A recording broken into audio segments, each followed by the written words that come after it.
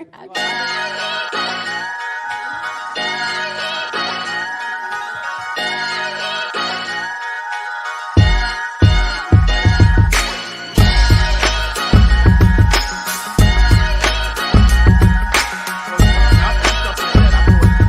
territory here.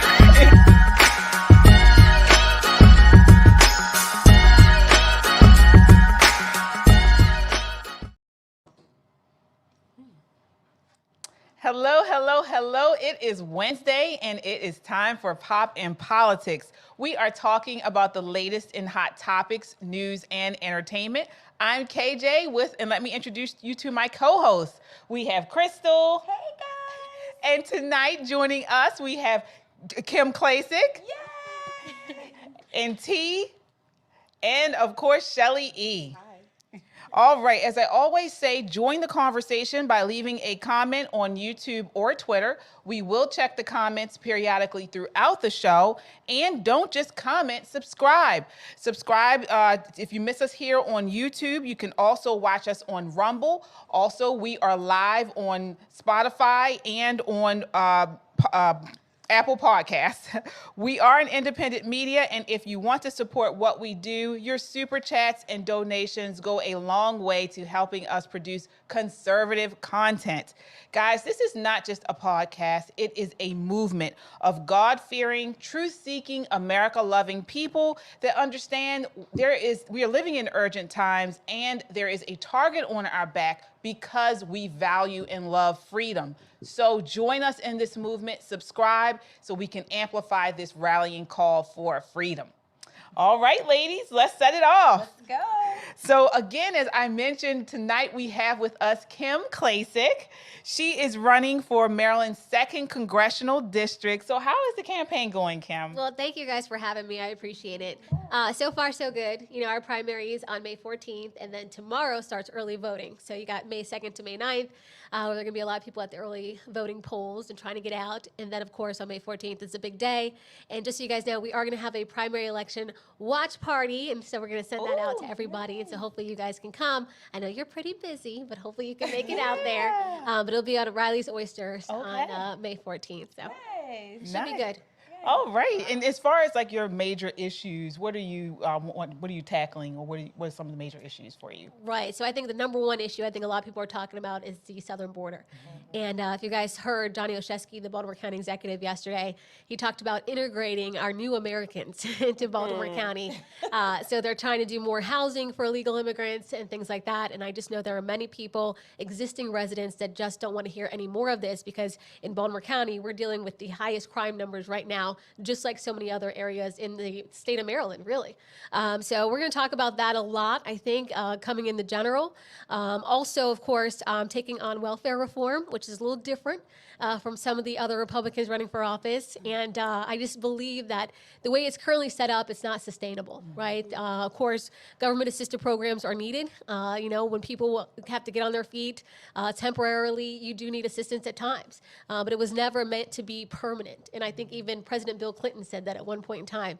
It is temporary. And I think we can get back to that when we go to incentivize people to go back to work. All right. Nice. Yeah. Shelly? Oh, okay. So, Kim, thanks for being here again. We've seen you before.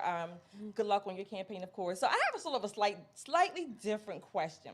Okay. Are the words conservative and sexy oxymorons?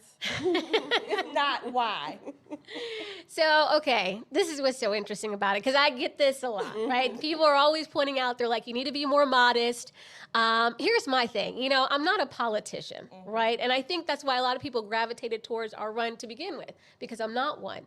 But, you know, I get a lot of comments. Look, I love to go on boats. I'm guilty. And when I'm on a boat, I wear a bikini just like everybody else. I mean, it's like, what do you want me to wear, a turtleneck? You know what I mean? Yes, and I take pictures. You know, I'm at that age where I still do these things. So, you know, I know that a lot of people talk about it, and I know that people want to see me be a bit more modest, and I do hear those calls, right? And I think lately, if you've noticed my Instagram and other accounts, I've been a lot more modest these days. But I don't know. I just think people should be real, right? I think that's what's so great about President Trump. He's himself. And I think usually those politicians or soon-to-be politicians that do well are just transparent and be who they are. And so if you don't like it, I always tell people, you don't have to follow me. I'm not making you follow me. I'm not making you scroll through my Instagram. You know, you can unfollow me if you like, but I'm still going to be myself. Exactly. Yeah, absolutely. And so we all champion that. Be yourself. You know, we get a lot of comments on our YouTube. You know, we're beautiful, conservative women, and we appreciate that. It's nothing wrong with that, right? So you know, have at it while you still got it. You know. I know, right? All right, so we are going to get right into the topics tonight. I want to start off with The View. This is our counter view segment. It's hard. You're cute and submissive. It's hard. I am a man repellent. It's hard. Because all I do is go to gay events and drag shows and anything to make a buck, save a buck. Anything to make a buck. It's hard. In a new interview released this morning, you know who told Time magazine what he would do if he gets back in the White House. Things like this. He's going to let states monitor a woman's pregnancy. Yeah. Think about that. Yeah. He's going to deploy the military to deport migrants. And the Mexicans are going to pay for it. And he's going to absolutely consider pardoning January 6 rioters. Of course. Now, he was also asked if he thinks there will be political violence if he loses, and he answered, it depends. Is he referring to something he was wearing? You're on fire already. You know? So is this, I mean, there's also, this is my favorite. Yeah. And I'm going to tell you before I say it that it enraged me. There is a definite anti-white feeling in the country right now. Oh, please.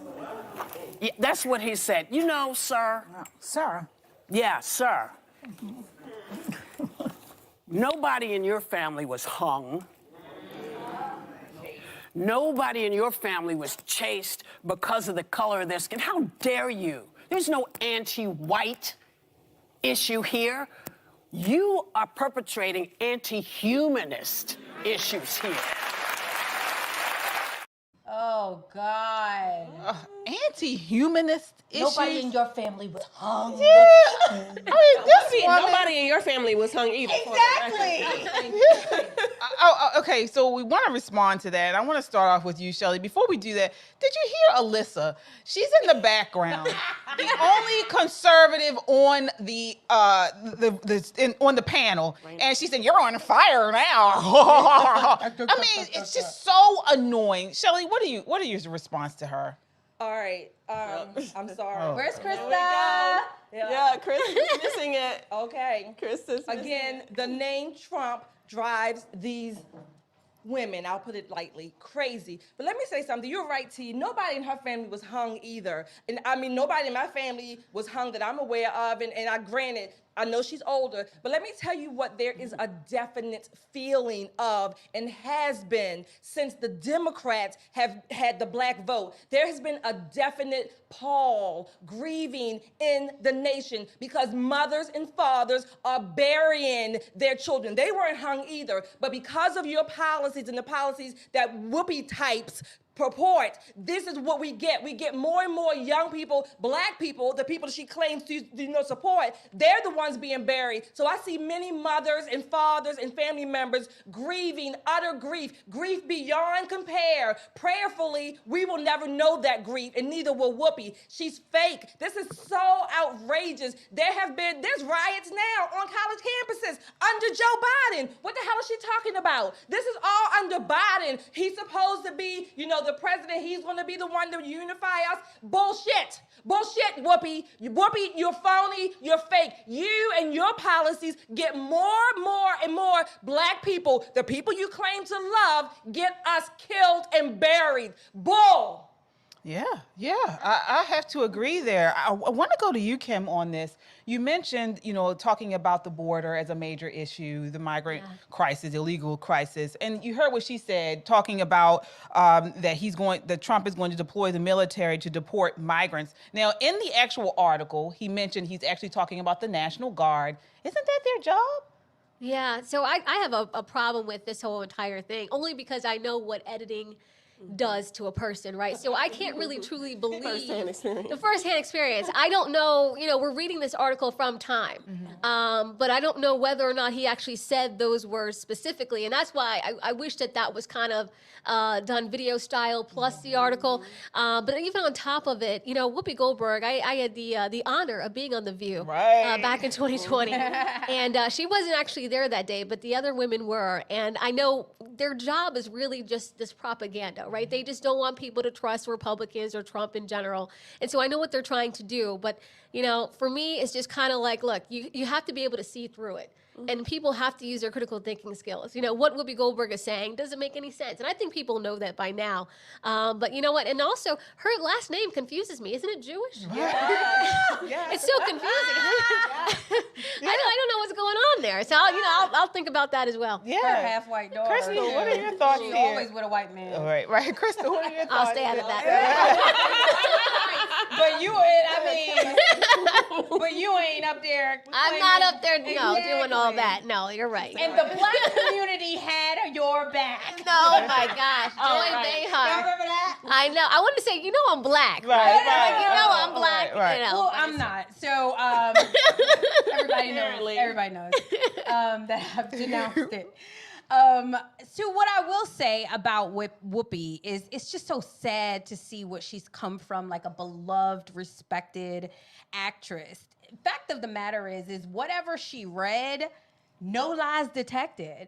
What President Trump said, he said what he said, that he's going to have mass deportation. Now, I've always wondered how it's going to do it, but honestly, I don't care. Like, we have millions of people that have come across this border, and they need to go. Like, at this point, I just want them all rounded up. We talked about. Then they said that he talked about, a woman, he wants to have the state to monitor abortion. This is how they do this thing. Yeah. President Trump has made it very clear about what his position is on abortion, and it is for the states to make the decision regarding abortion. So they try to make it seem like he said something different or he said something bad, and they try to villainize it. But the fact of the matter is, you get what you get with President Trump, and they just hate that no matter how you spin it, Whoopi, no matter how you say it, we know what he said, and we still don't care, and we're still voting for him. But thanks. Yeah. If I could just say real quick on the deportation, I support that 100%, by the way. So it's like we can't just close the border. We also have to deport people. But those that signed up for the assistance, right? The illegal immigrants that receive some of the gift cards, the housing, phones. And even in the school system now that you have illegal immigrants integrating in the schools in New York. Oh, yeah. That's how we know where they are and how we know exactly how to get a hold of them to deport them. So that's what we're going to use information-wise to get them out. Okay, good to know. I'm just trying to figure out, why does everything lead back to race? Because if you use common sense, deportation and your family being hung has nothing to do with one another. Like, why do we end up there? How do we always end up back in slavery? They're the ones trying to keep us enslaved. So at any point, at any conversation, they're going to bring it back to slavery. Absolutely. Black people, white liberals, you all bring it back to slavery. So that's where it needs to stop. That tells you what they think of us. It tells you what they think of black people. And none of them have been slaves. Yes, I'm sorry. If you're living today, you haven't been a slave. And if you are white, most of y'all are not millionaires. So even if you were slave owners in the past, everybody in your family misappropriated the funds because you don't have it now. So it doesn't even matter. I can use a slave right now. If we want to talk about it, because I need my house cleaned, I need my yard cut, I need some chair. I don't have any farm land, but if I did, I would be using slaves right now. But let me say this. I want to hone in on something she... I mean, the borders are open, so they are the slaves, actually. Yeah, I want to hone in on something she mentioned about being enraged. So she said she was enraged because he said that there is a anti-white movement in this country. And she said, oh, no, that's not the case. Take a look here. This is clip number 2. If you have a token white and you're hanging out with your friend group of color, you need to ask permission from everybody in the group to bring your white friend. Like, don't just bring them.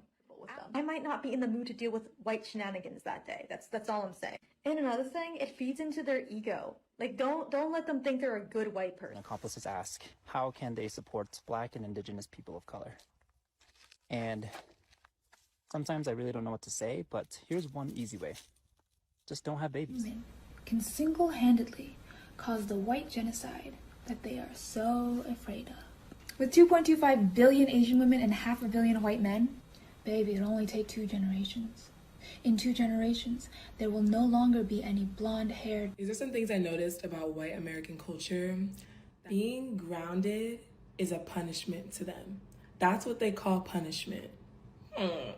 The least grounded, least balanced, most destructive race considers being grounded a punishment? Yeah.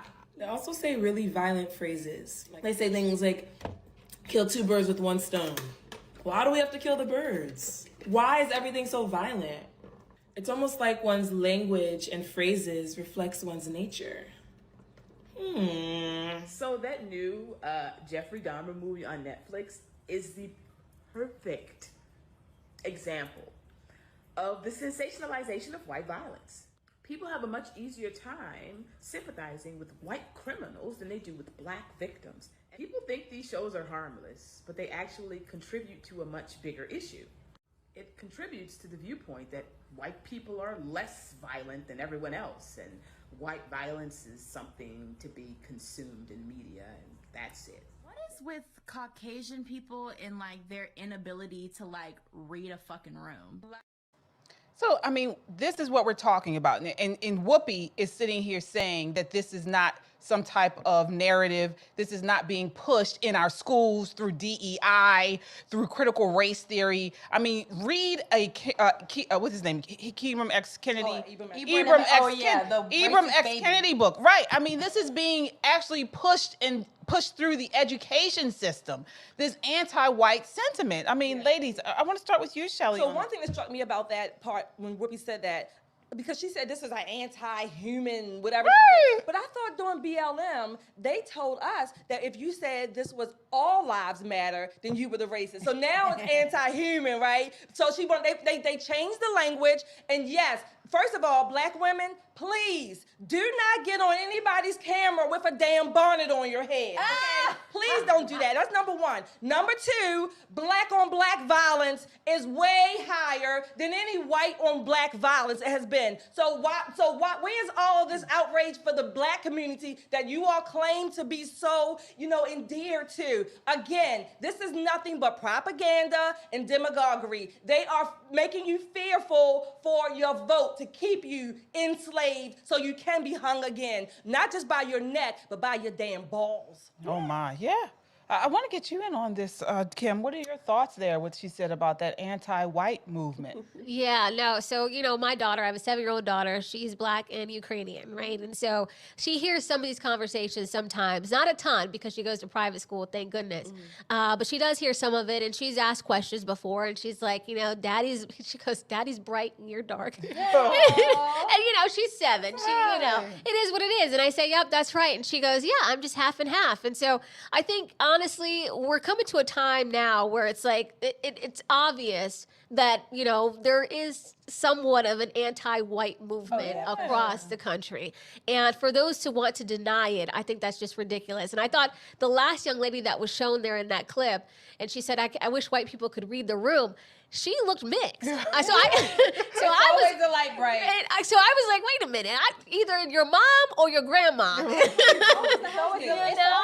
It's always the light. It's like, I don't know about this. But yeah, no, there's obviously a movement. And I mean, like you said earlier with what's going on in college campuses. I mean, yes, it's anti-Semitism, but let's be honest. This is also anti-white. Right. Yeah. And I mean, the numbers show it. I mean, like more white men are dying of suicide and depression, and white women, I think I saw that it was like 25% of them are on antidepressants. Like, I mean, like it really is really starting to affect, and we don't talk about that because we somehow feel like they deserve it. But you guys, I'm telling you, like, the pendulum is gonna swing, and you're not allowed to treat anybody. This is America. You're not allowed to treat anybody like that based on the color of your skin. And white people, I don't understand what it's gonna take for you guys to stand up and not allow this to keep happening in your like country, and this is your birthright. And why would you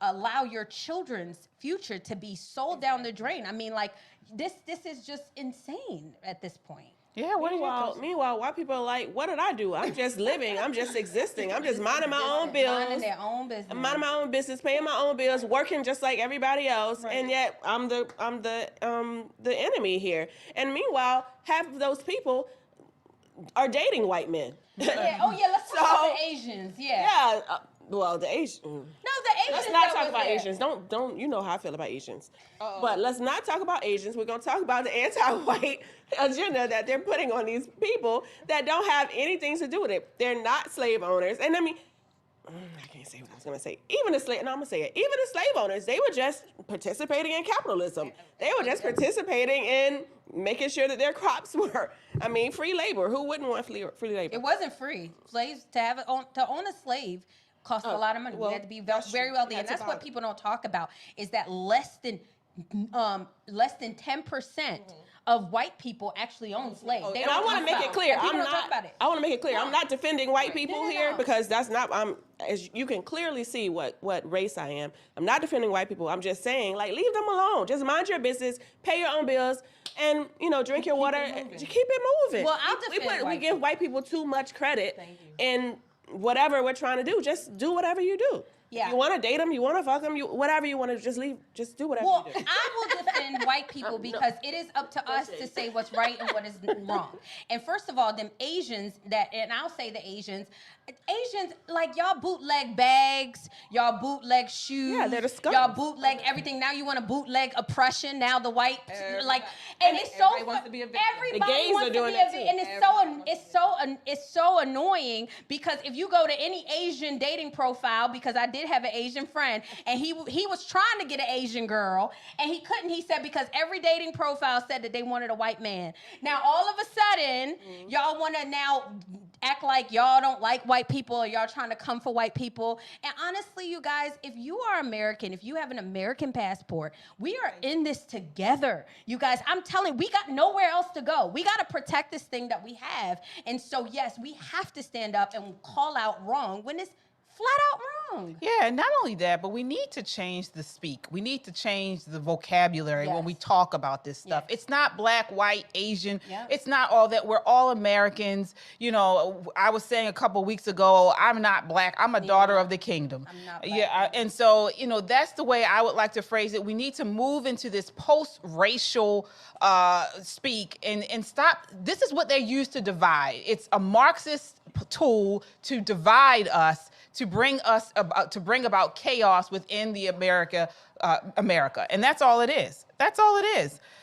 We do have to move on, but I want to acknowledge our super chatters here. Oh my gosh, thank you guys so much. So let's see here. We have Abraham. Thanks so much for watching again, Abraham. He says the Democrats rounded up the illegals at Martha's Vineyard and sailed them away immediately. Yeah. They got deported from the vineyard. Yeah, they did. But they had a fence or a gate there. And okay, and Laps One says, do you think the Dems refuse to certify a Donald Trump win? What can be done to stop the feminization of men? I can answer that. I can answer that. Let me answer quickly. What can stop the feminization is for men to be men. That's what it takes. Be men. Ladies can be ladies, and that's it. Stand up. Again, strap up. Like I say, strap up, stand up, speak up, and show up. Yeah, there's an epidemic of cowardice, and men have to know to their core what is right. And men, your value is in defending the defenseless. Your value is in providing and protecting. And when you get back to that, don't let anybody tell you that you should be like women and refuse that to your and have feelings. Yeah. I wanted to say real quick, I think a lot of it, a lot of it also comes to, in my mind, the victimization that people want to feel, right? If you're a man, but now all of a sudden you're a meek woman, right? You can still play that, victim card, even from the feminine standpoint. But that's just how I see it. I don't know if I'm right. But so you're saying they want to be. Yeah, they want to be more of a victim. They want to be more, you know what I mean? It's the victimhood mentality, in my mind. Maybe not all of those that transition, but I think a lot of them do that. Yeah. Well, you won't get any sex because I'm telling you, girls, women Can't like get to wet. no, can't get women wet. like to tell men, hey, it's okay to cry. And I'm telling you, we reject those men. I'm telling, listen to your girl, Crystal. We don't want men that cry. We don't want men in touch with their feminine side. We're gonna talk about you with our girlfriends behind your back. You will. She's Even right. if we give you permission. Am I right? You're right. I second that motion. Well, we're also, you guys are all very strong women. So there's no way you can be with I'm a man not that's not an strong alpha woman. man. No, see, Yeah. well, let me say this, book. I know we gotta move. I'm sorry. It's a difference between being a bitch and the man as a bitch than being a real man who, at times in life, depending on circumstances, Somebody died. Right. I'm saying I could see a man crying, but to just wear it as a badge of honor, like, you know, a man should not be in the mirror more than a woman, and he damn sure shouldn't be in the pedicure spa bath when I'm there. Now they want their man spaces where they can be free to express their feelings. Yeah, do that with another man. That's why you have your elders. That's why you have your homeboys. That's why you have... Women don't want to see that, though. Yep. We want to see you fixing it. Well, we're going to move on now to the next topic because I want to move on to this Nancy Pelosi. So Nancy Pelosi was on, I believe, CNN recently. And again, I think there's some type of talking point within the left, within the Democrat Party to paint President Trump as a dictator. And here she goes. This is clip number 3. People saw the power of women coming forth and their families for their freedom. It's a freedom issue. Do you think it's going to be a more powerful issue at the ballot box this time around? Well, it is, because the fact is that no matter what he says, there will be a national abortion ban, and that would be horrible for our country. Why do you say that, no matter what Donald Trump says? Do you believe him? Have you ever believed anything he said? Well, tell me how it would get enacted, because it would have to, a federal abortion ban would need a majority in the House and the That's Senate right. and the president to sign it. That's right. And that's why we have to win it all. We have to win the White House with re-elect our great president of the United States, Joe Biden, who has a vision for America, is in keeping with the vision of our founders, the sacrifice of our men and women in uniform, the aspirations of our children and their families. A person who, because of his experience, his long-term, his age, he knows the issues so well. With a straight face. So, we have something to look at. His first term, President Trump's first term, he was nothing like a dictator. He didn't have a national ban on abortion. He has said multiple times he's pushing it back to the states. So she's the liar. Yeah. Shelley, I mean, what are your thoughts here? She is a liar. They say it so easily, it just rolls off their tongue like the word Trump, right? So it drives me crazy. Number one, his first term was there, but not only that, the Supreme Court just handed the states back their rights. So she totally, ignores that part, that each state now has the right. What I think Aunt Nancy is revving up to do or wants to do, she wants this issue to be contentious, because then the Democrats will use it again to demagogue and use it as propaganda, and they'll get these little suburban women all riled up saying, you're going to take away our rights, our rights in the womb and reproductive health. That's what she's trying to do. This is nothing again but demagoguery and propaganda. No Congress, no Senate is voting to have a national ban on abortion, on a woman's right to reproduction. But that's BS. Yeah, I want to get your thoughts on this, Kim. And how do you handle this question? We are in Maryland. Maryland is a very blue state. Yeah. How should Republicans handle this when asked this? Yeah, they're about to codify it into the state law as well, the access to abortion. So, you'll never see that, happen in Maryland. But not only that, I think a lot of people were happy when it went back to the states. And as you pointed out, Trump even made a video saying that he was excited that it went back to the states, and he got harassed and really bashed by many conservatives that were like, how dare you? And he said it anyway. So it's like, look, we know where Trump stands. And, here in the state of Maryland, I will say that Governor Larry Hogan running for the Senate seat, there are a lot of people talking about him and saying that he's going to do it. I'm like, well, this guy was in for how long? And he didn't even touch it. Right? Exactly. And so he had 2 terms. So, they're going to use this, like Shelley pointed out. And it's unfortunate because it's probably going to end up with more riots in the streets once they're done rioting about Israel.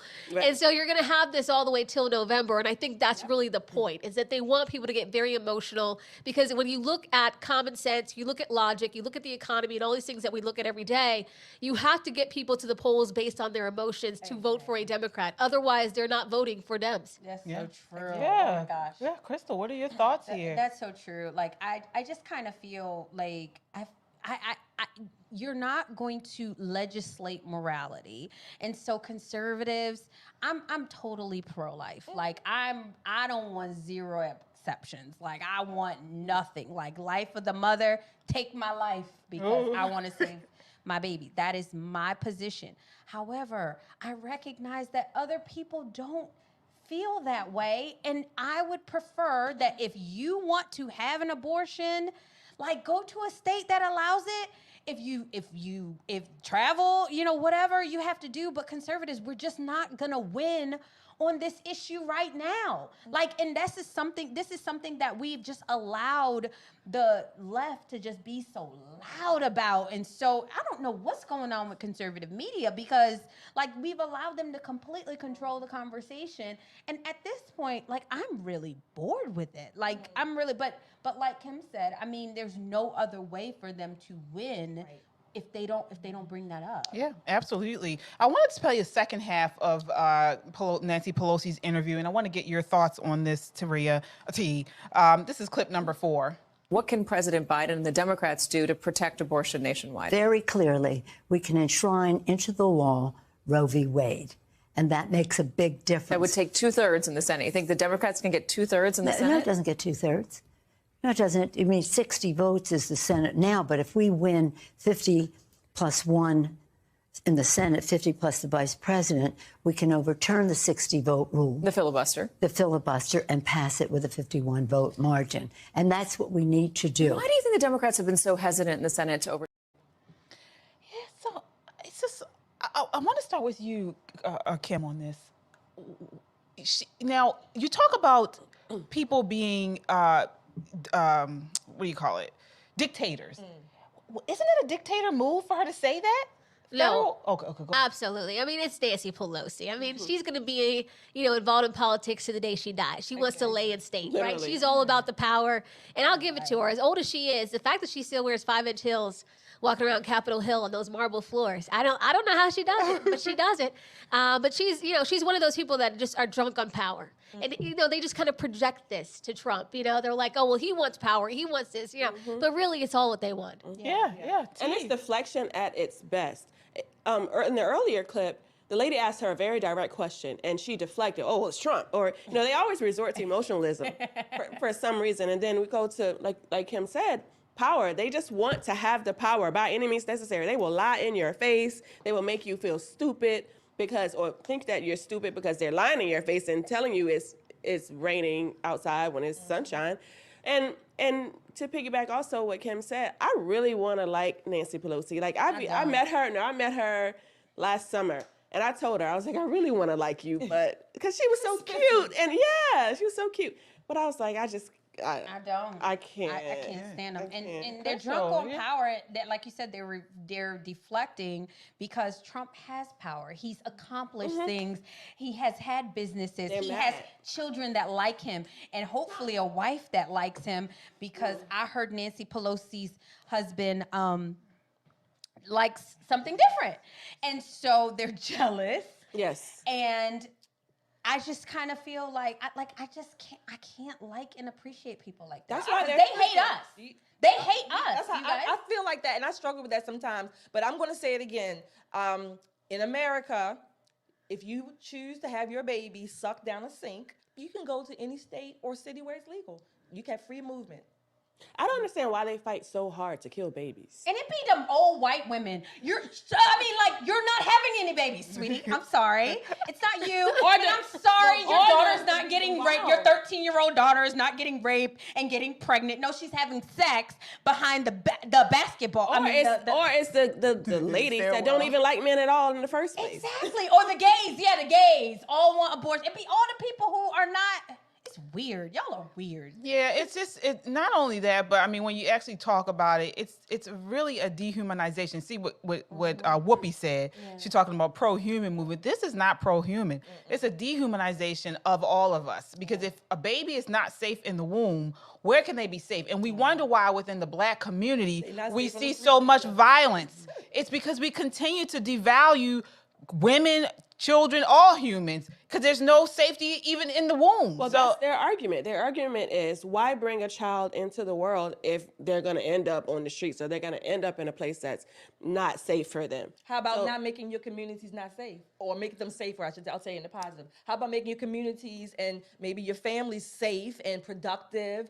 I mean, the concept. Let me tell you something. I'm not going to name any names, but I know somebody who has 4 kids. She doesn't have any money, especially living here in Maryland with all the government assistance you get when you first have a child. It's practically you can get by. I mean, and she makes it through. I mean, every baby, she popping out these kids. She was young when she first started, but you get help with assistance with food. You get free medical care for the pregnant woman and for the babies. I mean, honestly, in this day and age, it's really no excuse. I mean, again, I know it's hard, it's challenging. To do what? I mean, I'm gonna say it's no excuse to use abortion as this major issue. I just feel the that only way. way that you change. The only way that you change your future is through having kids. Like, seriously, when you have a community and you have children and you raise those children to be productive members of society, they will then give back to society. But yes, when you continuously abort your babies, there are consequences that come with that, like the dehumanization of life. Like, there's poverty that comes with that, and all kinds of things that you guys know I bring back to the Bible. Well, I do have trying to take the welfare programs away. I was going to say back to what you said. That's not true. Conservatives are not. No, we should, because Kim was talking about de-incentivizing those kind of long term. She said reimagining it. I mean, what did you say? Don't say that. You said welfare reform. Reforming it. I knew that's what you said. It's reforming it so that it's more temporary rather than long term. Right. Right. I get that, but it's temporary and only for those who truly need it. Yeah, but we can't say conservatives want to get rid of. I do. I mean, like, we want them to be able to stand on their own 2 feet. When we say that, like, we can't say that because that is what Democrats are trying to pin. I don't understand what you're saying. Then we can't. T said that conservatives want to get rid of welfare, and that's just not true. That's a pretty name, Taria. Who is that person? I don't know. Oh, I do. Well, the way it stands today, yes, I do. And the way it has evolved, yes, I do want to get rid of it. Get rid of welfare and reforming welfare is 2 different things. I'm thinking we get rid of it. Okay, well then you'll have a whole bunch of people that are out on the street and literally you're gonna put them on an island and I would like to do that too. My point is that when we incentivize those behaviors, we get more of what we incentivize. I would not vote for Republicans if that's what you thought. So I'm saying we get more what you pay for or what you put your money into, so to speak, taxpayer pot. We get more of that. I agree. So I don't. So where do we disagree? You said you want to get rid of it. She's saying reform. That's the disagreement. Some people need it, and I'm sorry, y'all keep saying able bodies. There are some people that cannot work. But that is the truth. But then they should not be procreating. Just kill them. Well, welfare is just for procreation. I'm talking about they shouldn't be just wantonly procreating people that they can't take care of. That's what I'm saying. I was just going to say, with the abortion issue, if people look at the numbers today as far as HIV and STDs, I would just caution you think twice before raw dogging it. Because unfortunately, I mean, the numbers right now, I don't know if you guys saw in Maryland, but the numbers of with HIV, it's up very high. And I just, a lot of these people that talk about this often, I hope these women are really talking to their daughters about, when they go off to college and all these other things, that they they talk about, if you do engage in sex, please use protection. Absolutely. And for the record, Kimberly Klacik said raw dogging on. The definition of a parent, I was trying to be cool. is to be able to take care of and provide for your children. I mean, that's the basic definition. Not the government, but you should be able to. And I'm not talking about if you fall on hard times, things like that. I'm talking about these people who constantly have baby after baby after baby after baby, and they cannot take care of them. I agree. That's what Well, I'm we saying. have to end it there. I do right. want to acknowledge our super chatters here. Oh my gosh, thank you so much. You've been in a JCL, we appreciate you. We also, he says Kim should go live on her own YT channel sometime, YouTube channel sometime. I like it here better. Oh, yeah. Get her together, yes. Oh, he says, quick question for Kim. Remember that poll on Instagram about where to go live? Where, go live. Oh, yes, go live. YouTube did win on there. Yes, and then I can answer that now. So my GC, my manager saw that, and he said, please don't. Okay. So, okay. yeah, maybe after the primary, maybe we'll think about it. But yeah, he's like, I say things like raw dog, and I shouldn't. Oh, You should totally say it. all right. Mark, thank you so much, Mark. My lady. What's going on? Keep kicking ass. Okay. Cynthia. Hey, Cynthia. Thanks. Every child is precious. Yes. Absolutely. All right. And then Abraham, oh my gosh, thanks again, Abraham. He says, doctors refer to it as termination, not abortion. Abortion is a political term. Oh, that's Termination Wow. is awful. All right. Well, thank you so much, Kim. Kim's with us for the first half. Yes. What would you like to leave with the viewers? Any last thoughts? Yeah, no, first of all, thank you guys for having me. This is a great show, by the way. Thank you. Also, if you can give me that link, I want to share this because you guys, like I say, you're doing a great job. But if anybody is interested, you can go to kimkforcongress.com. And if you want to donate, if you're in the area, you can sign up to volunteer. Because we're getting out there. And like I said, primary is May 14th, but then we got to go all the way down to November 5th. And just so you guys know, it's looking, very promising. We think we're going to be against Johnny Oshesky in the general, and we can beat him. All right. So excited, yeah. He's an idiot. All right. Well, definitely you guys go check her out on her website. We have more. We're not going anywhere. We're just going to switch some things around, bring in Yana. While we do that, I want you guys to take a look here at clip number 6. This is the next topic of conversation. Who? All right. So that was Shannon Sharpe. Last week, he premiered the latest episode of Club Shay Shay with Amanda Seales. That was the actress that was sitting with him. During the discussion, the actress was more than candid about a variety of topics, including experiencing racism as a child, her short stint as a member of Flowetry, and her thoughts on Candace Owens recently going on a lot of urban Black media. So that Amanda Seales is an actress on the Issa Rae produced show.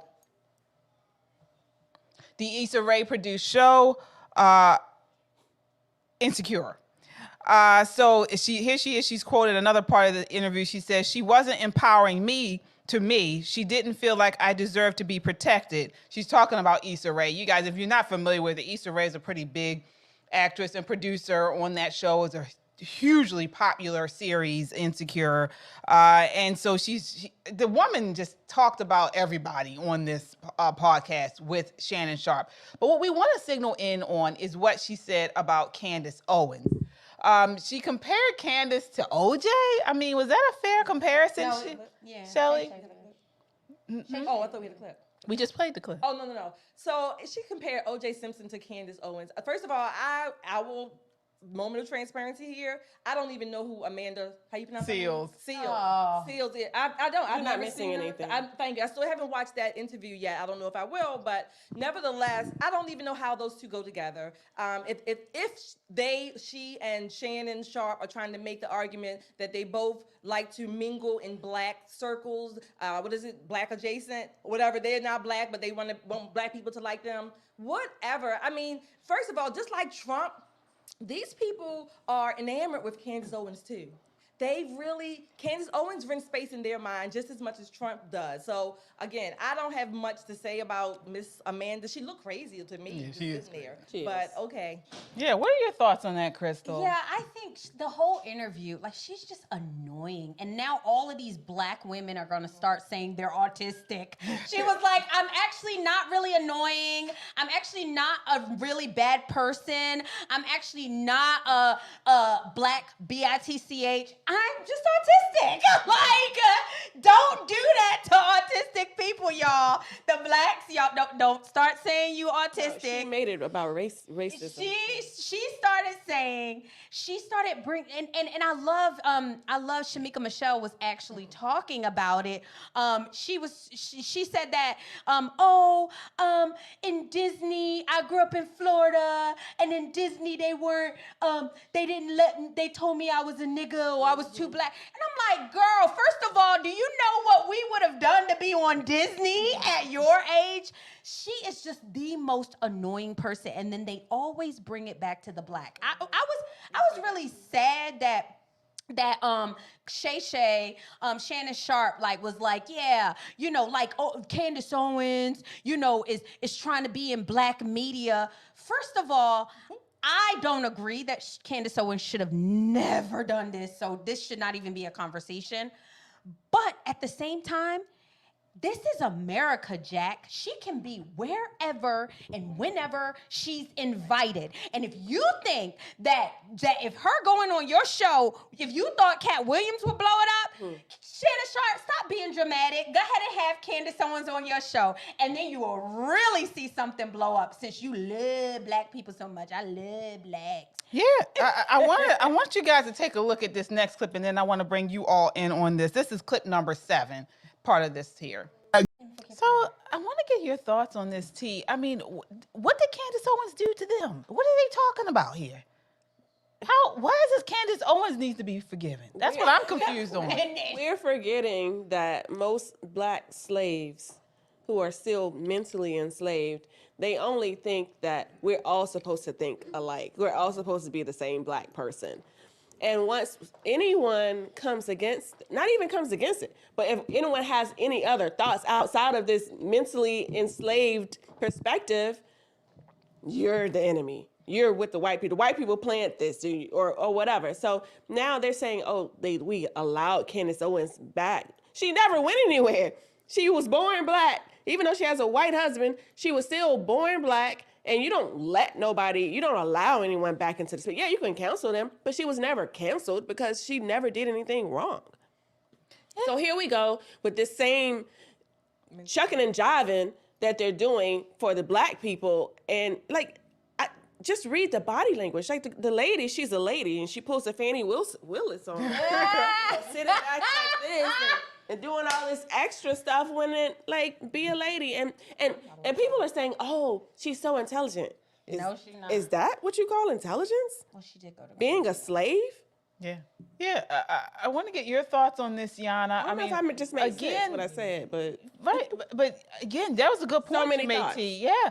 I mean, Yana, this idea that Candace Owens cannot go on black media. I mean, and you have to be careful with your answers because apparently.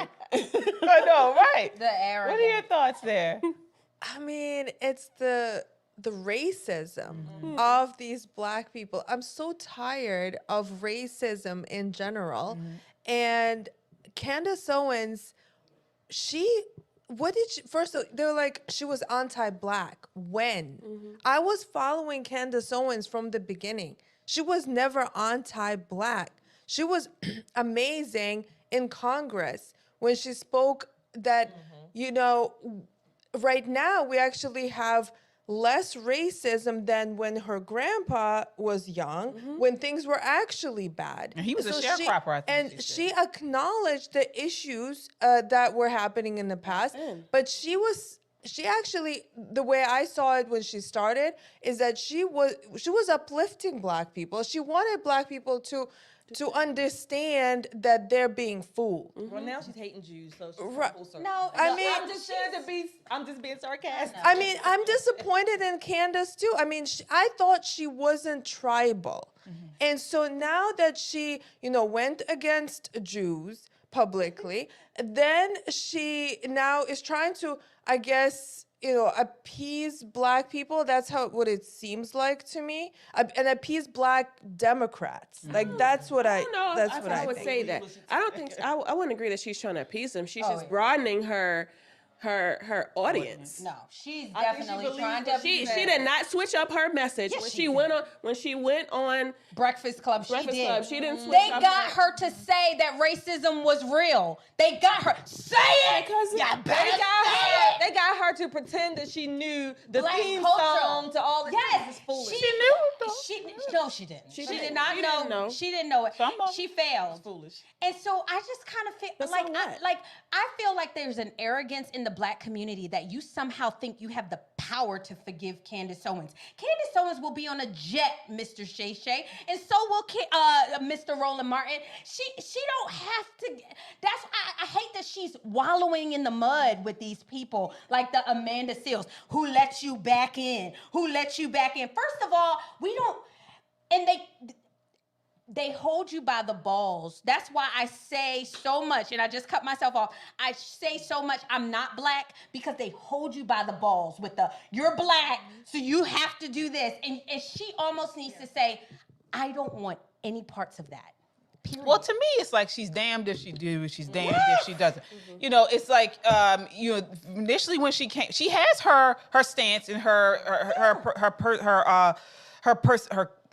opinion on certain issues, and I honestly don't think that's changed much. No, that has not. And so now she's just what we all should be doing as conservatives, as Republicans. You reach across to different people trying to carry your message of freedom. This is what we're supposed to do. She actually, when she started out, she was doing this. She was inviting people onto her show on PragerU. Some people said no because they didn't want to be seen with her. This is kind of like how divisive we've gotten now. We won't even talk to people of opposition or on the other side. She's always been the type to do that. And so now she's doing it more since she got let go from Daily Wire. And now they're saying, oh, no, you're trying to placate us, or you're trying to right. So, I mean, what can she do? It speaks something about them, actually, as well. It's because, I mean, what about having Black people that think differently on the show, on their show? Exactly. So why does it have to do with the skin color? Like, why can't they just say,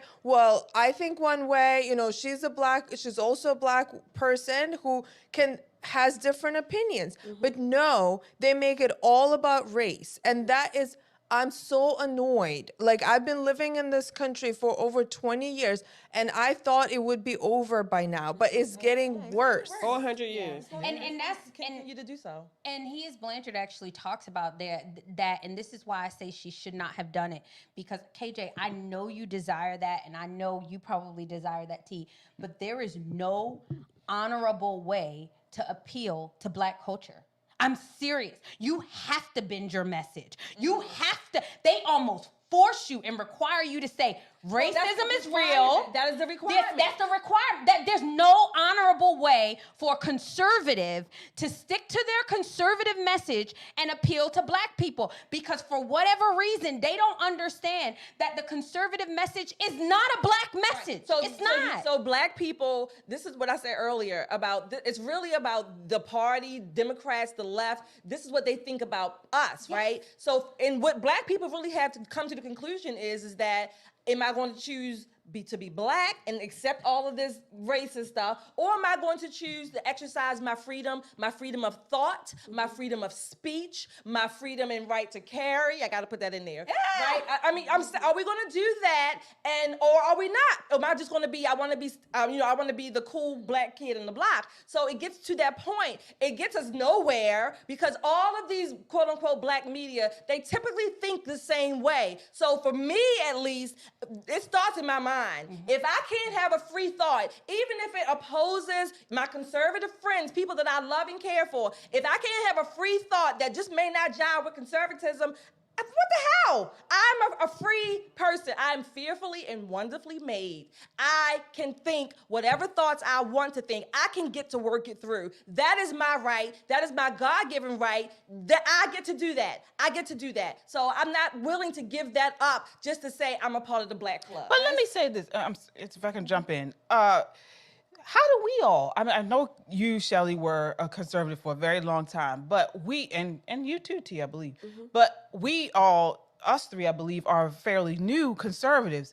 How, if we don't continue to speak freedom, to speak on these Democrat channels, on these Democrat programs, then we won't wake people up. I don't believe that you have to bend in order to speak to the Black community. You just have to continue to speak the truth, and you have to do it in these spaces because they continue to push lies. They continue to push one narrative of Black people. So if they don't see people like the Candace Owens, like the T's, like the Shelleys, like the Crystals, then people will never wake up. They need to see us in these spaces. So we must continue to speak about freedom, about, color blindness, about, well, we're all Black, but we can think differently, diversity of thought. We must continue to speak it. The challenge to that is that we're not invited in those spaces. Yes. Because there was a White House Correspondents' dinner just last week, and there was so many Democrats, and I know some of those people, and I was like, well, what can we do as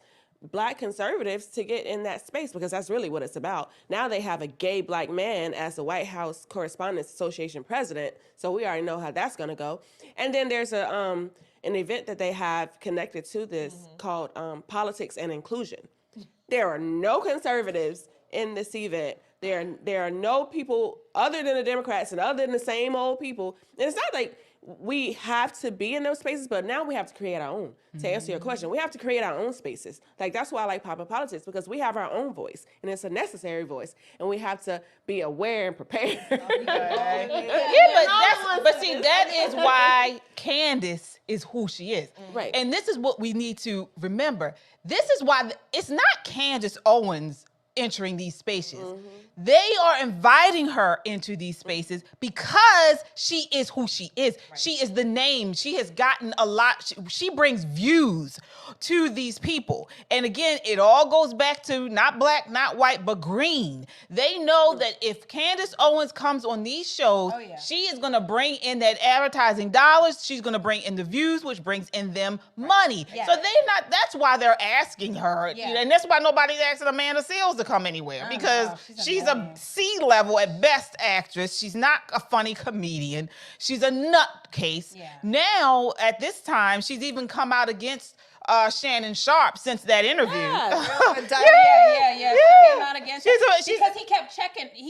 Yeah, she's come out against him since. So because nobody likes her. diversity of thought is not allowed in those circles. Right. Yeah. Like, the way that they talked about Candace is like, it's like she did something absolutely terrible. Like, we have to forgive her. And he didn't. Like she's what did she do that they have to forgive her for? She was speaking about how Black people need to be self-sufficient, how they have to be self-starters, not rely on welfare. And have she said families. none of those things on the Breakfast Club. Right, but that's how she started, and that's what she needs to be forgiven for. So what are they promoting? What kind of heresy? Right. Racism is a religion, so she committed heresy. Exactly, and that's my thing is I definitely think that she should be on Black spaces, but she should keep her message, her revolt message. Like, you remember the revolt message? She got killed for that, but I think that's she has to stick to that. You can't go on the Breakfast Club and then forget all of that just to be hanging out with them, doing their little Black games. And aside from Candace Owens, like, just us, like, I don't know if you've been in these spaces, but I just had a whole roundtable conversation just last week with some, I thought, Black intelligent people. But then when we started talking about slavery and all this stuff, I'm like, why are we bringing it back to this? And they say, Sankofa. I don't know if you're familiar, but Sankofa is you have to reach back to what has happened before in order to move forward. And I'm like, we've done that so long. Where has that gotten us? So, they have the same message. They're together in their message, but they can't break out of it. And we have to infiltrate those spaces to tell them, hey, there is freedom. We got to be there at Rosa Parks. There's freedom out there. There's freedom. You don't have to be enslaved. You're right. And speaking of infiltration, I want to move on to illegals. So, definitely. Yeah. Talking about San Diego. So San Diego has quickly become the epicenter for illegal immigration since the border city has been a staggering 214,855 apprehensions, with many of those being Chinese nationals. A Border Patrol agent confirmed that California City is now the busiest sector along the southern border, as the agents witnessed on average at least 1,000 illegal entries a day. I want you guys to take a look at this. This is the San Diego airport. Something recently that happened. This is clip number 5. The illegals at San Diego airport get their own line to check in because they don't have the proper documentation to show. They're being flown around the country on our tax dollars. Unbelievable. Shelley, what are your thoughts to this? They have their own lane. I actually recently paid for a TSA. Excuse me, I'm sorry. I'm sorry. Go ahead. I did. No. You're right. I wrote that down. My family and I, we paid, I think it was almost $80-something per person to have the free, or not free, the TSA pre-check. And I honestly ask myself every time I use my passport, like, why the hell did I pay for it? I mean, I'm enraged. I am upset. I want them rounded up. I'm going to say it again. Maybe put on Gitmo and get them out of here. Not only that, I hate saying president when it refers to Biden, but under the man that occupies that title, Biden, we have increased, illegal immigration has doubled, about another 10 million people. So these stats you hear, 7 million, that's underestimating it. We are more than 10 million plus. So now we are over 20 million illegals since I think about 2020, right? And that's according to The Hill and homeland.gov or house.gov, whatever the site is, or a government site. These people do not belong here. They are illegal. They are breaking our laws. If you or I go to the airport tomorrow, what do we have to do? And we are American citizens. We got to stand in line. We have to get scanned. You know, you might have to go and halfway undress, you know, to get your belongings back while they do all other kind of body searches or whatever. It's humiliating, but yet these people, they get their own line. They get their own line. What the hell is that? You can't even get a decent line to go to the check-in counter to talk to one of the agents if you have to change your flight or something. This is ridiculous. This is angering. And what makes me even more angry is that as a veteran and all of my compadres, if you will, that have served our country, we have to get checked, if you will. We have no privilege about, you know, yes, we serve, but we have no privilege going through the airport. We have literally protected the country. We have done all of the right things, and yet we get this thrown in our faces by particularly this government. But I hold our Congress at fault too, because our Congress has not really even delved into this to pass any laws to say enough is enough. So I hold all of them account, and certainly the man who occupies the White House, who is basically on his almost 1 foot in the grave. Wow. Yeah, Shelley, and thank you for your service. Thank you for your service. Crystal, what are your thoughts on this? I guess, y'all, I agree that it's enraging, right? Mm-hmm. But I'm tired of being just mad and upset. Mm-hmm. Like I really am tired of it. Like I feel like you want to go to the border. I feel like we're just concentration camps. I feel like we're just like complaining like they just keep upping the ante with zero consequences. And then us conservatives just keep whining and crying and putting it on Instagram and putting it on Facebook. I feel like you remember the Columbia protest and you saw the NYPD just need to come and like at this point, like where was the rising up of the citizenry that said absolutely we should have shut that airport completely down. And that's why I'm just kind of feeling like a sucker. Like, Malcolm X said, like a sucker. I'm feeling like a castrate. I'm feeling like I don't know. So it's infuriating. Yeah. I know when coming up here in Baltimore, there's a saying, cry baby, suck your mama's titty. Yeah, don't you feel like that? No. T, what are your thoughts? Look, I mean, she kind of took the words out of my mouth. I feel like, and I hardly get enraged, but when I do, I do. And it is like, I promise you, if I would have seen I that, would have lost it. that wouldn't have happened. Like, I would have been right there in that line. No, I would have been right there in that line with that behind the dude with a potato sack or whatever he had in his hands. So this is my thing. Like Crystal said, they're playing in our faces. In our faces. They're doing what they want to do in our faces, and all we're gonna do is sit here and talk about it. And I mean, I don't know if it's us or if it's the people that we vote for or whoever is supposed to do something, but they're not doing. Byron Downs, I'm gonna call you out. Where you at? This Florida is. I mean, we have people. Oh, it's California. I know, but Florida, I'm sure they. I don't know. DeSantis isn't playing that, so I happens in Florida. But I mean, we gotta call out our representatives and say, hey, what is going on? And that's on us. Yeah. Yana, what are Crystal, your that's on thoughts us. here? I mean, this is infuriating, and this is a real threat to this country. So, first of all, it's also an insult to legal immigrants who actually go through a long and tedious process to get all the paperwork, all the checks done. I mean, it takes years sometimes for people to receive all the paperwork that is needed. So, this is a real insult. Also, Americans need to become more patriotic. That's why we have this problem, because Americans are complacent about this.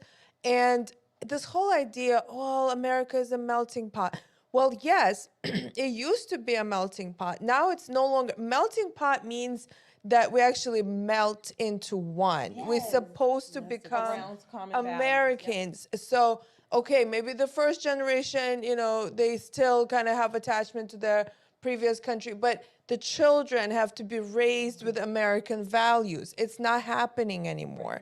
People are having 2 passports or more than 2 passports sometimes, depending on where they lived or who their parents are. And now, so we need to, what Crystal said, that people need to be infuriated. They're not infuriated because we've been raised on this idea, America's been raised on this idea that we have to be accepting, this is just other cultures, but gotta be welcoming. But these people are not going to value America because they just walked in. And then you have media saying that we're an awful country. I mean, how can they value America when you have Americans screaming and shouting that this is an awful country? Not only that, Biden recently reportedly considering bringing Palestinians to the United States as refugees as he looks to assuage the anger he faces from anti-Semites within his own party who are angry about his administration's support for Israel and its war against Hamas. So, he's going to start bringing these people in. Even when Egypt has closed their borders to Palestinians, he is now saying that he's going to bring these people in, and God knows who comes in. I'm ready to go. Go where? Out of this country, because they're going to take over. And there's a documentary that I think I've referenced it before on Netflix. It's called Wild Country, and it's about a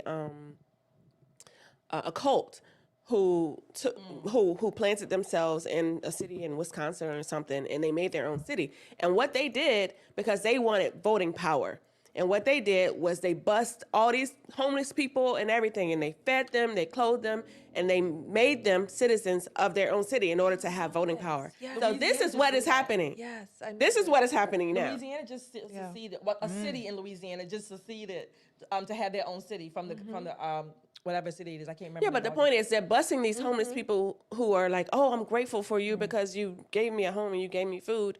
And they eventually created citizens and voting power. So they're already doing that. Yeah, that's what they're when doing. When Kim was here, we were talking about disincentivizing. This, to me, is not direct welfare reform or welfare incentivization. It's a part of it. It's a bigger part. It's more of an immigrant or international part, because our laws, or the lack thereof, allow and encourage people to come here. Come here, you'll get free housing, you'll get a EBT card and $2,000 a month, and your kids go to school for free, and they can get all of this stuff. And the cell phone. Right. How can we get that stuff? They're coming here for handouts. Like these immigrants, they have no understanding of what American values are. Exactly. They don't care about America whatsoever. They're coming here for handouts. And the more that you promise them, so like when Democrats will promise them all this welfare and all these services and free healthcare, they're going to vote for Democrats. But That's Crystal's what's going to right. happen. I mean, on the flip side, this is where I get upset with my side. We're not calling out our congressmen, and we're not holding them to account, right? Because they might not vote against it, but they're not voting for something either. They're just kind of letting it all happen. And then They're not saying anything. Yes, Like, I exactly. mean, like our Congress is weak. Our Congress is non-existent. I mean, like literally, treasonous. They're treasonous. Yeah, Like they're that's the word. they're That's the treasonous. word, yeah. They have betrayed the people that they represent completely. And then, so the fact that we're sitting, like, I just can't even believe. I'm at the point where, if not, like T said, like we need secession. Like we really, we have to. Yeah, I mean, like I want to be done with these people, because it's not going to be good, as Yana said. Like, these people are coming from countries where they don't know about our values, so it's not going to be a great place to live when they all get in here. I know, oh, nobody's a stranger. Yes, they are. They are strangers, and they are fleeing a really, really bad situation that they're going to bring here. Exactly. Yeah. Well, we will continue to monitor this situation. We may have to live off the grid. I mean, that's what it's come to sooner or later. We may have to live off the grid, and if we don't do that, make sure you have items ready to live off the grid, because it's truly something. It's truly becoming a dangerous situation. Last topic of the night, and before we move, I do want to acknowledge our super chatters. Big Dog, hey Big Dog. He says, when our politicians in America hate America, this is what happens. Yeah. Sure, Trump can help at this point. I'm not sure. Oh, I'm not sure. Trump. Well, I think he could. I mean, we talked about the Congress, and one thing, I'm not trying to let any of our congressmen off the hook, but right now, conservatives are kind of in a bad position because we don't own the presidency. We don't really own the House. We have a very slim majority. Yeah, not enough to do anything. And we don't have any power in the Senate. So it's very tough to get anything done. And this is why it is important to vote. We had Kim Klacik here earlier. She is in a position, if she wins her primary, to flip this seat here in Maryland. Right now, we have a very leftist Democrat occupying that congressional seat. If she's able to get into Congress, that'll be amazing. No, you stop saying that Congress can't do anything. They can make it hell for these people who are making it hell for their constituents. But instead of that, they're sitting there, oh, they want to bow down. They like the people. They're not outnumbered in Congress. We don't have, we got like, I think a majority. But also to your point, Larry Hogan running, right? We know, he's love him or hate him in Maryland, and some Republicans do, for whatever reason, maybe justifiable. But that would also be an opportunity to have a Maryland Republican senator, the U.S. Senate, right? We haven't had that in a long time. 30 years, I think. I mean, and believe it or not, I know people talk about Larry Hogan. He is not one of my favorite people at all either. But when you look at Mitt Romney and his voting record, Mitt Romney voted with President Trump when he was in office 78%. 78%. So when you compare that to a Democrat in that seat, you know, and Mitt Romney is a rhino. I would call him a rhino, but he still voted for conservative values 78% of the time. That is much better than who we have in the seat now. So again, we have a chance to change the makeup of this Congress by our next election. And we have to do it. I mean, or else we'll just sit here and keep complaining. This is what we'll do. We have to get people like Kim Klacik in office. Like, we have to change the makeup of this Congress in order to pass laws. We have to get Trump into office.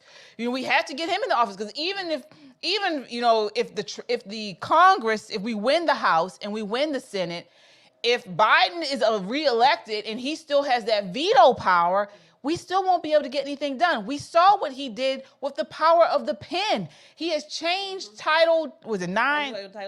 Title 9.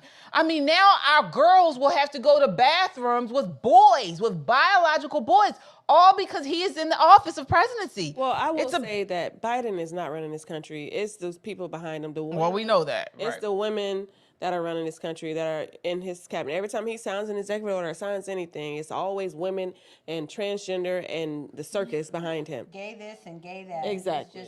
Yeah. So that's who's running the country, the gays. Yeah. Well, I think, KJ, you mean we have to be more unified. Right. So conservatives need to be unified and actually act and do something and vote and push people forward. Don't be complacent. Right. Conservatives need to be smarter. Like they and stop being so insecure. Like give these people hell. And yes, they do have the majority in the House. Speak up. Stop being afraid of speaking. I think this whole word police, they're afraid to, we have to be politically correct. Like, stop it. Yeah. Just stop it. Just speak. People want the truth. Yeah. Right. Absolutely. All right. No, the people want the truth. They're complacent with lies. Apparently. Right. That's true. Well, we will continue to monitor that story. Final topic of the night is Kristi Noel.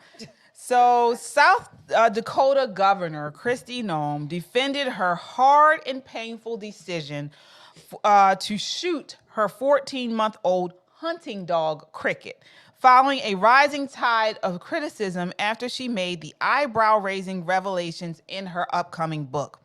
She states, and I quote, "I can understand why some people are upset about a 20-year-old story of Cricket, one of the many working dogs at our ranch," she wrote on her Facebook post on Sunday. So this came out by The Guardian. The Guardian published excerpts from an advanced copy of her memoir entitled No Going Back.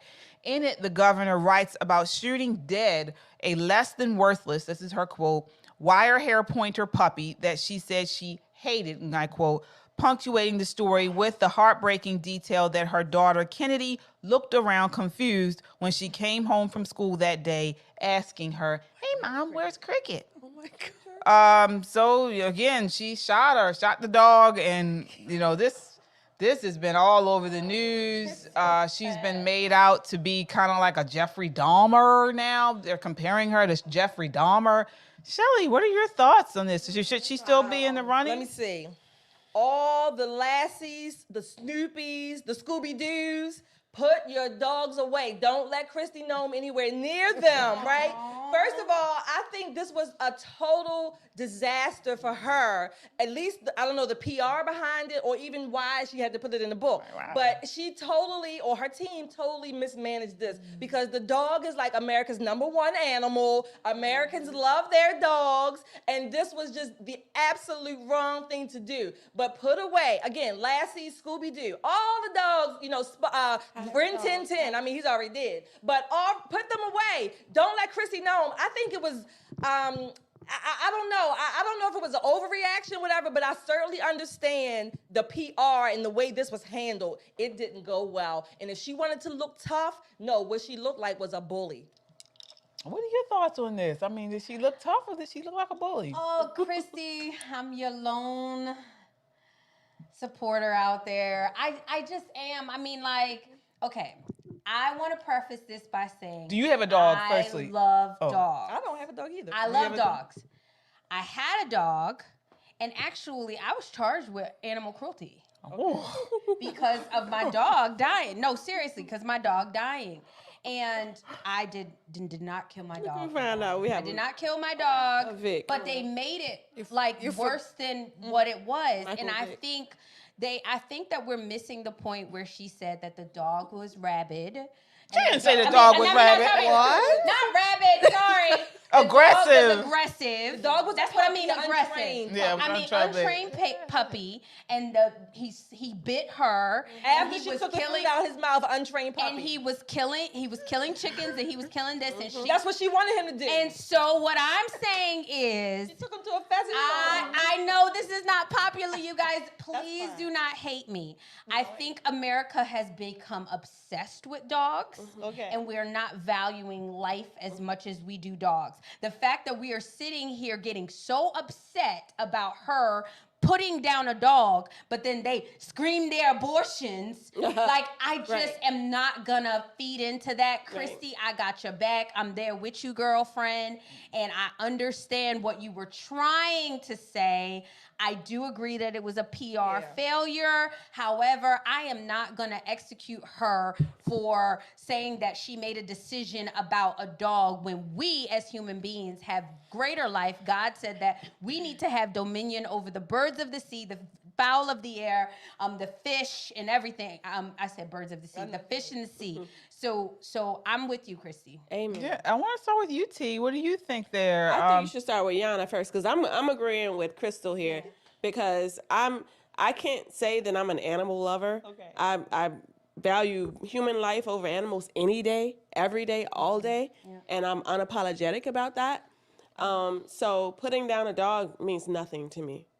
Not just gratuitously putting down animals, but go ahead. She shot the dog. Yeah, you could shoot a dog. You could shoot a dog. I would. Yeah, dogs used to sleep outside. She shot the dog. She shot the dog. Dogs are not laying in the bed. Dogs will not lick my face. She shot the puppy. We're not talking about somebody saying they don't want dogs on their lap. We're talking about somebody that shot a puppy. Because she felt like she had to do that. And she did. Now, why did she have to do it? Because basically she lives on a farm, and the dog was supposed to be a hunting dog. A hunting dog. Right. A pheasant. Yeah.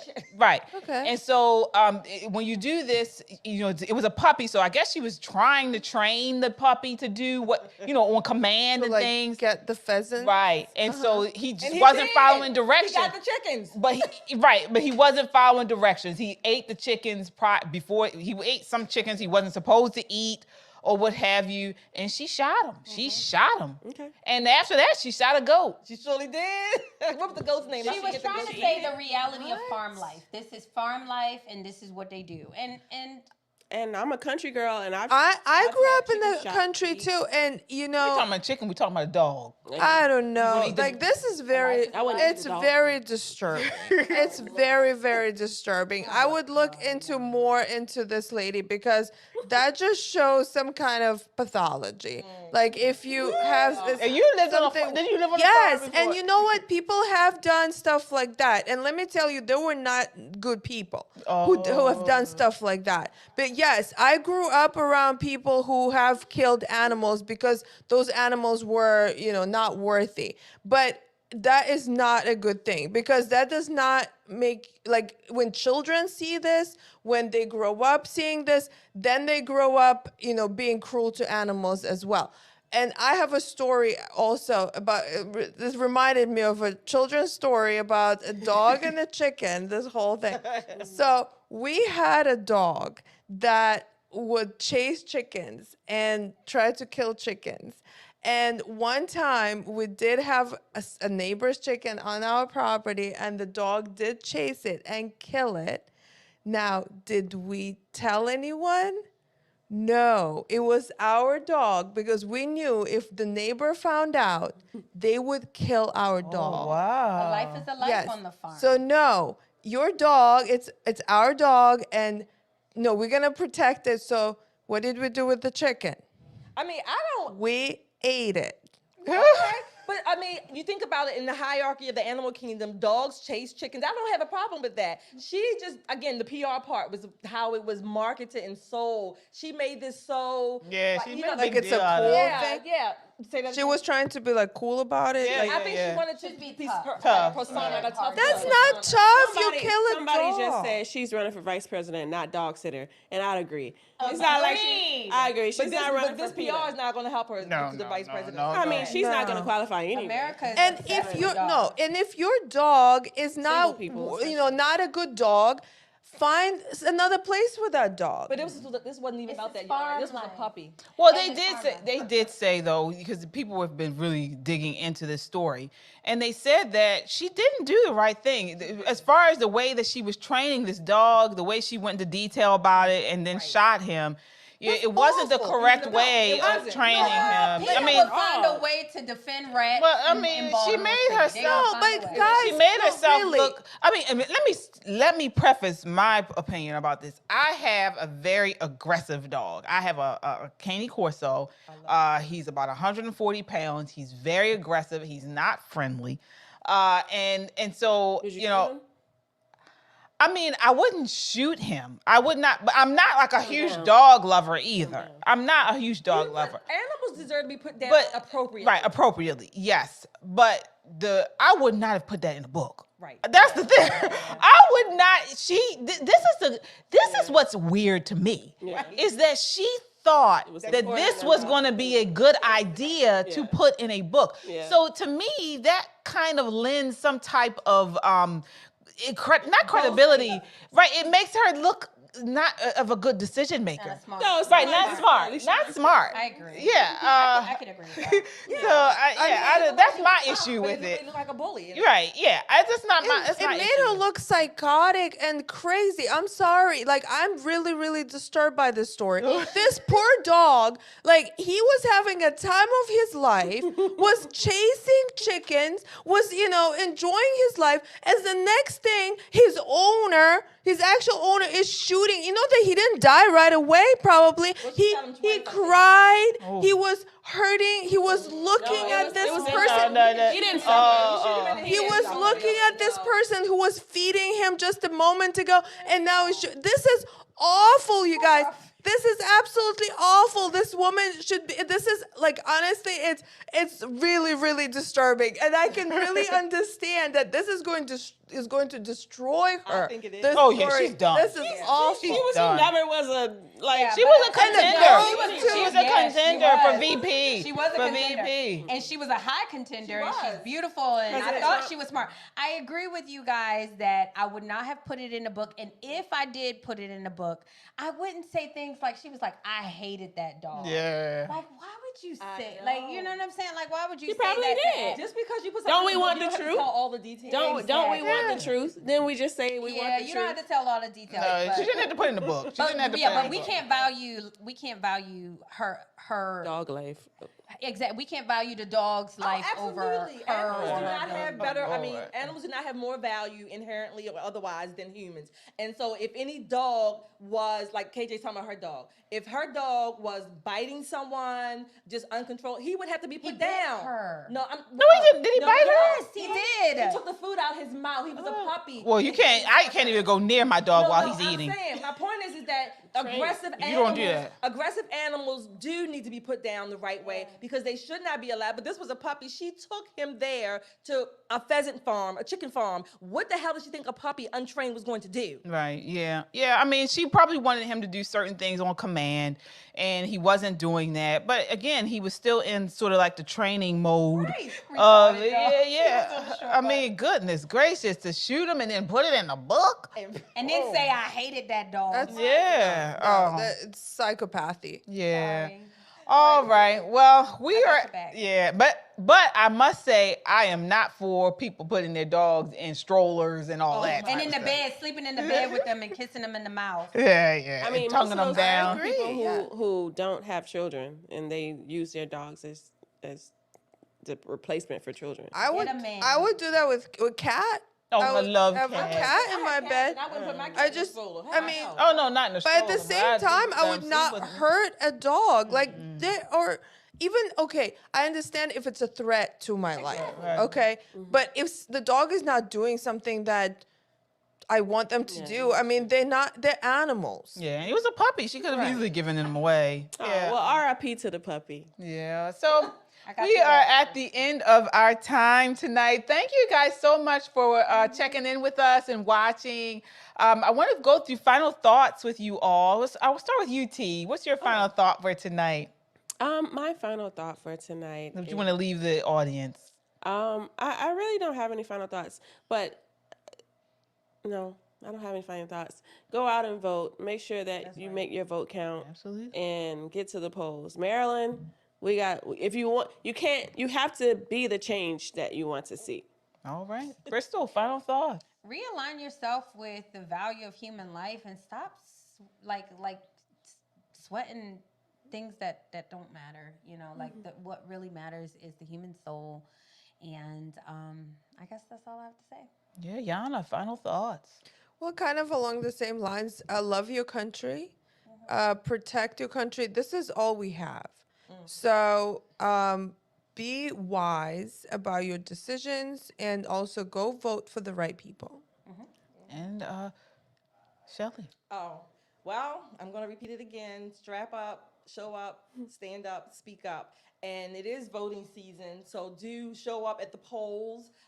You know, I want conservatives and Republicans in particular, go to the polls. Don't just mail in ballot. I mean, if you have to, fine. I mean, that's a resource, that's a provision. But go to the polls, interact with people you see in the lines. I do. Just actually go and cast your vote. I love when I go check in and they ask me my name and they can't find it because they're not looking under the Republican side. They automatically look under the Democrat, especially in the primaries, right? They automatically look under the D, and I stand there with this smirk on my face, just waiting for them to say, I don't see your name. And then I get to say, did you actually check the other poll listing? So I love doing that. So, you know, just go and just be contrarian. Yeah, yeah.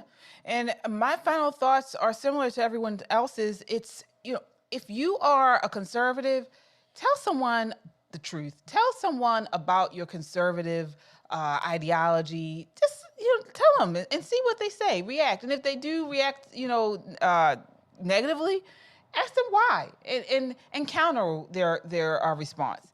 And then my second part is, you know, as again we say, be aware and prepare. So this is what we do here. We want to make sure you guys are aware of what's going on, and then prepare for what is coming, because it is coming. So we must prepare for it all. All right, that does it for us tonight. Thank you guys so much for watching. Until next time, count your blessings and live a life of purpose. Good night.